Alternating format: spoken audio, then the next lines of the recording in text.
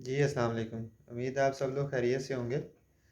आज एक नए टॉपिक के साथ हाज़िर हुआ हूँ। टॉपिक नहीं है, इशू ही डिस्कस करना चाह रहा हूँ कि देखिए आजकल सोशल मीडिया का दौर है, हर बंदा व्हाट्सएप और फ़ेसबुक यूज़ करता है। अब सोशल मीडिया पॉज़िटिव भी इस्तेमाल किया जा सकता है और नेगेटिव भी इस्तेमाल किया जा सकता है। अब हो ये रहा है कि हम लोगों ने पिछले दिनों एक ट्रेंड शुरू किया था कि आप किसी भी बंदे से सामान लेना चाहते हैं तो आप उसकी वेरिफ़िकेशन किया करें, उसको पेमेंट लगवाने से पहले उसकी सारी तसल्ली किया करें क्योंकि ऑनलाइन फ्रॉड बहुत ज़्यादा हो रहा है। अच्छा, अब इस चीज़ को बहुत सारे लोगों ने पॉज़िटिव भी लिया और वेरिफ़िकेशन का अमल शुरू भी किया। हम लोगों की अपनी भी वेरिफ़िकेशन लोगों ने की। हमें किसी किस्म का कोई एतराज़ नहीं है, बल्कि अच्छी बात है, खुशी की बात है कि कम से कम लोगों को अवेयरनेस हो रही है।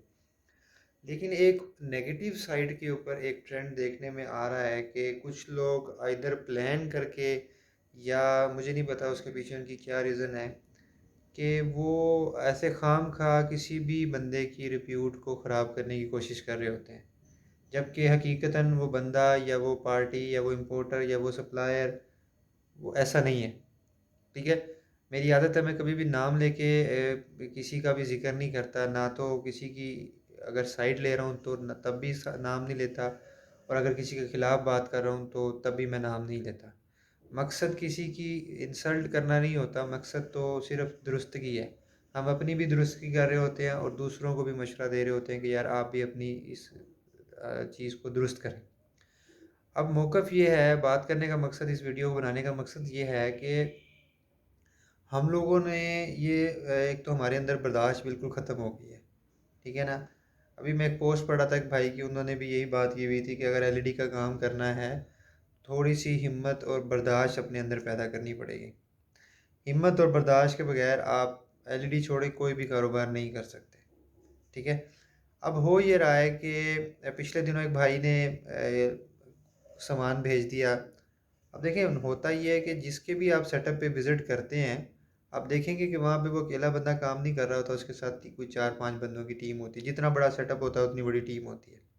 जो ओनर होता है, जो इम्पोर्टर होता है या जो सप्लायर होता है, वो डायरेक्टली सामान निकाल के पैक नहीं कर रहा होता, उसके लड़के कर रहे होते हैं।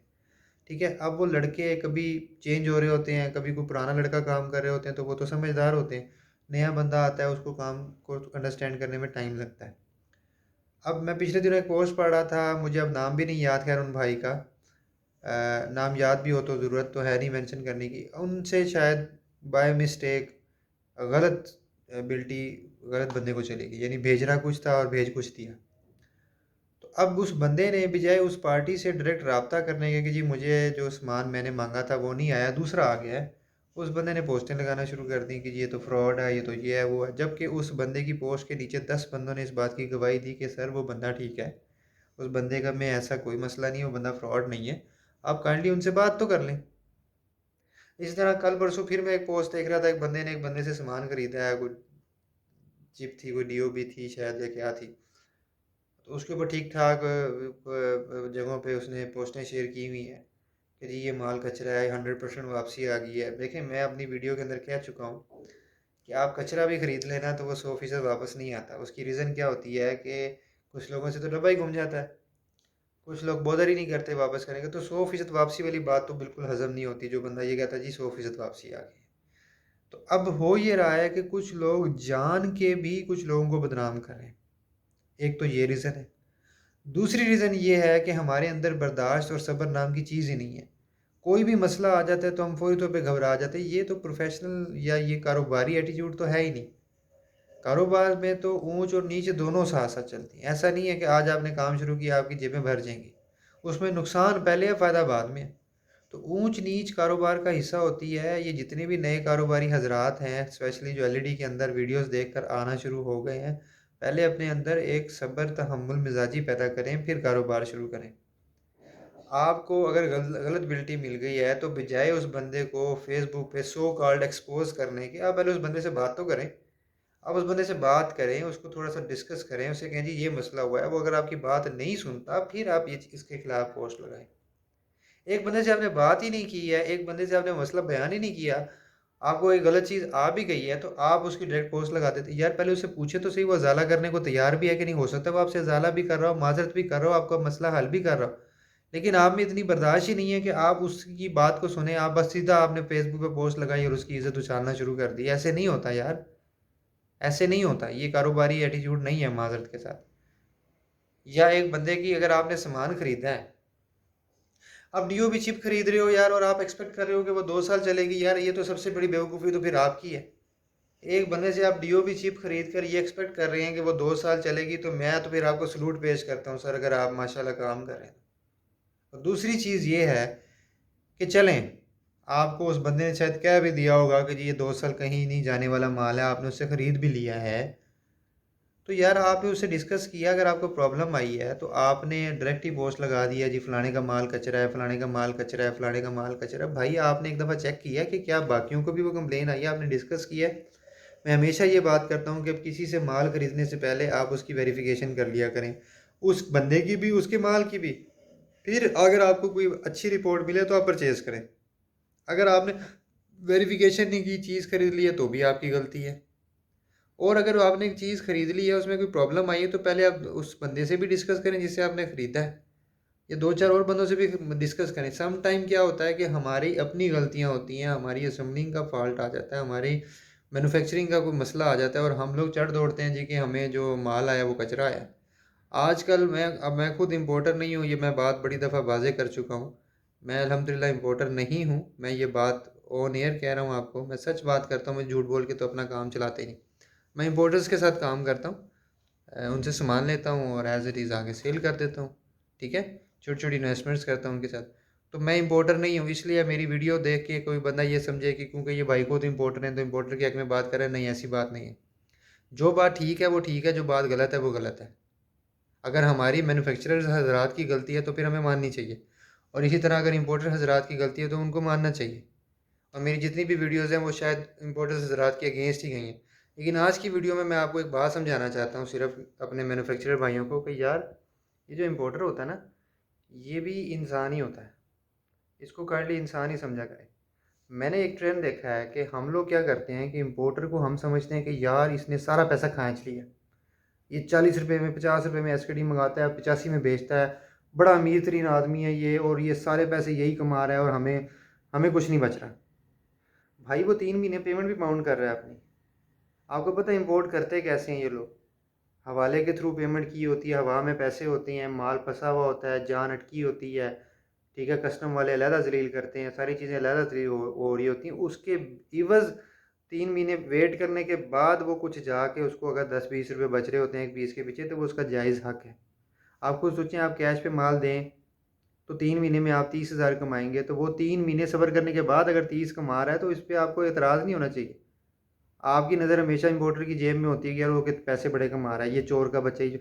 हर बंदा एक जैसा नहीं होता। हम लोग, हमारे आँखों में खून उतरा होता है जिस टाइम हम इम्पोर्टर को देख रहे हैं, यार ये इम्पोर्टर या चोर का बच्चा है। यार ये बात नहीं होती। तो वो भी इंसान ही होते हैं, थोड़ा उनको भी ज़रा आप समझने की कोशिश किया करें, आप उनसे इशू डिस्कस करें। हम लोग क्या करते हैं, इम्पोर्टर ने कोई बात कर दी, हम उसके ऊपर चढ़ दौड़ते हैं।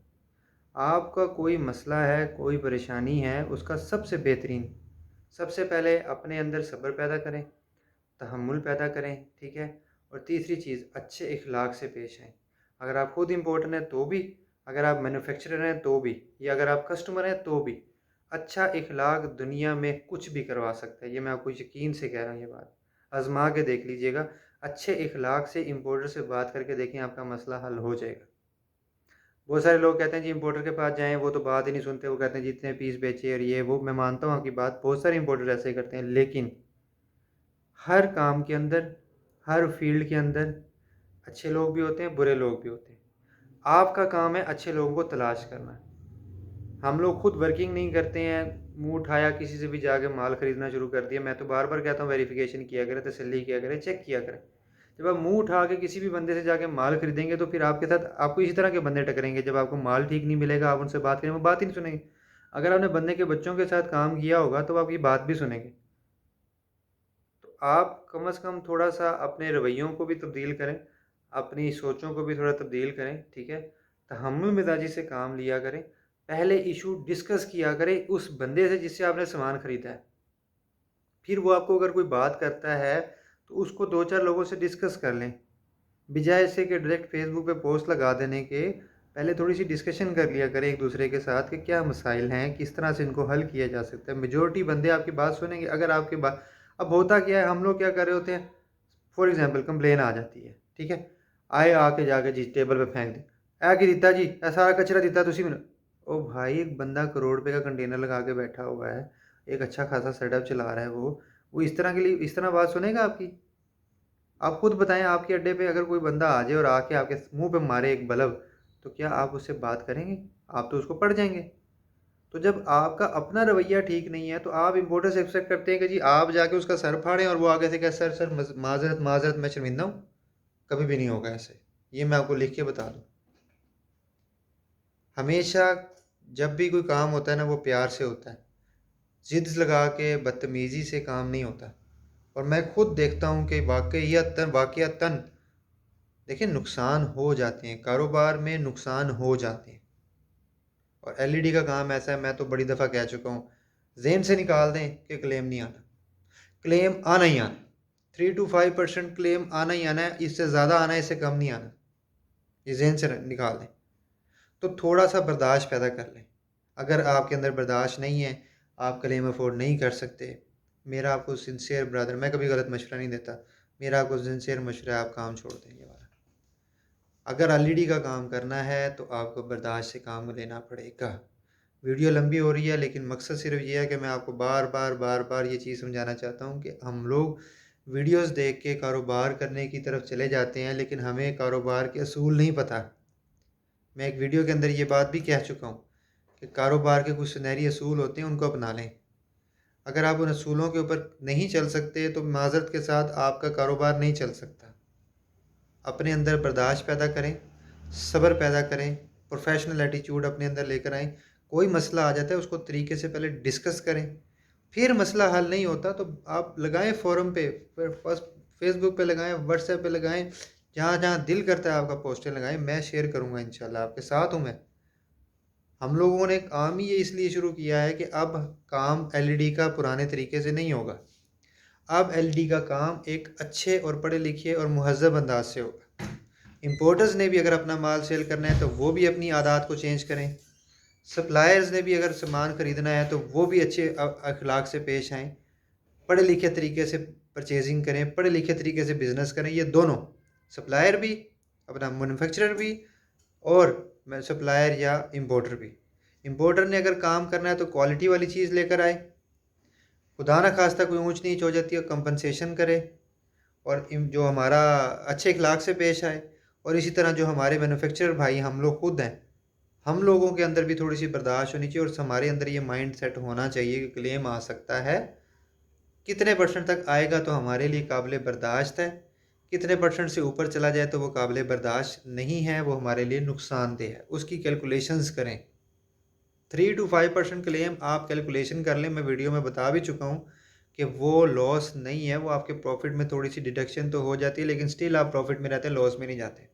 अगर आप ये माइंडसेट रख के बैठें एक पीस भी वापस नहीं आने वाला, या एक पीस भी मुझे वापस ना आए, तो फिर एलईडी का कारोबार आपके लिए नहीं बना। तो आज की वीडियो बस ये 2-3 बातें मैंने करनी थी कि आइंदा कभी भी किसी के बारे में पोस्ट लगाने से पहले उससे डायरेक्ट बात कर लिया करें, अपना इशू डिस्कस कर लिया करें, 2-4 और लोगों से डिस्कस कर लिया करें कि जी मुझे फ़लाँ बंदे के माल के अंदर कंप्लेन आ रही है, क्या आप भी वो माल यूज़ करते हैं? तो आपको आइए, वो आपको अपना रिपोर्ट दे देगा। उससे डिस्कस करें, यार मुझे आ रही है, आपको क्यों नहीं आ रही? आपने कौन-कौन सी, आपकी असेंबलिंग कैसी थी? आपने बाइंग कब की थी? क्या सीन था? थोड़ा डिस्कस कर लें उनसे, फिर पोस्ट लगाएँ। और दूसरी चीज़, थोड़ा सा सब्र और तहम्मुल मिजाजी का आप मुज़ाहरा करें, ठीक है? तो उससे ये होगा कि कम से कम आप ग्रो भी करेंगे। ये मैं आपको बिलीव मी कि मैं आपको ये बात कह रहा हूँ कि अगर आप थोड़ा सा सब्र और तहम्मुल मिजाजी से कारोबार करेंगे तो आप बहुत ऊपर जाएंगे। जल्दबाजी करेंगे, बर्दाश्त नहीं है आपके अंदर, तो फिर आप बहुत जल्दी कारोबार वाइंड अप की तरफ चले जाएंगे। तो उम्मीद करता हूँ कि आपको मेरी ये बात भी समझ आई होगी। अगर समझ आई है तो इसको दूसरों से भी शेयर करें, और मैं उम्मीद करता हूँ कि आप सब भाई इस चीज़ को अगर समझेंगे तो नेक्स्ट टाइम इसके ऊपर अमल भी ज़रूर करेंगे।